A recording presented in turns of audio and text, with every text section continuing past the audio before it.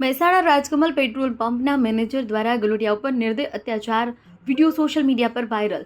મહેસાણા શહેરના Rajkamal petrol pump ખાતે માનવતાને શરમાવે એવી ઘટના સામે આવી છે।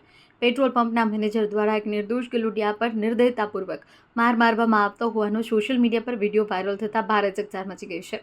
વાયરલ થયેલા વિડીયોમાં સ્પષ્ટ જોવા મળે છે કે પેટ્રોલ પંપનો મેનેજર ગલુડિયાને લાકડી અને લાતો વડે બેફામ રીતે માર મારી રહ્યો છે।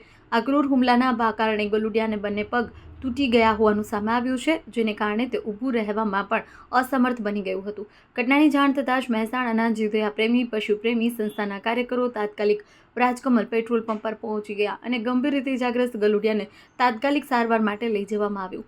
હાલ ગલુડિયાની સારવાર ચાલુ છે। જીવદયા પ્રેમીઓએ ગંભીર આરોપ લગાવતા જણાવ્યું કે પેટ્રોલ પંપનો મેનેજર રોજબરોજ આ રીતે ગલુડિયા ઉપર અત્યાચાર કરતો હતો અને અગાઉ પણ અનેક વખત માર મારવામાં આવતો હોવાનું સ્થાનિક લોકોના જણાવ્યા અનુસાર બહાર આવ્યું છે। કોલ આવ્યો કે જેમાં એક ગલુડિયાને વાગ્યું છે ને એને ખૂબ માર મારવામાં આવ્યો છે। જ્યારે અમે ત્યાં આગળ ગયા ત્યારે જાણ્યું તો એ બચ્ચાને પાછળના ભાગે વાગ્યું હતું ને ખૂબ બ્લડિંગ થતું હતું, જેની ટ્રીટમેન્ટ પણ અમે કરાવી। ટ્રીટમેન્ટ કરાવી પછી બચ્ચાને અમે ત્યાં પરત મૂક્યો અને ત્યાં સમગ્ર મામલો જાણ્યો તો ત્યાંના જે મેનેજર હતા પેટ્રોલ પંપના, રાજકમલ પેટ્રોલ પંપના જે મેનેજર છે એ કેટલાય સમયથી ત્યાંના કોમ્પ્લેક્સના દરેક લોકોનું કહેવું છે કે એ સળિયાથી બચ્ચાઓને મારે છે અને આવું એ દર વખત એને ઇન્જરી કરે છે।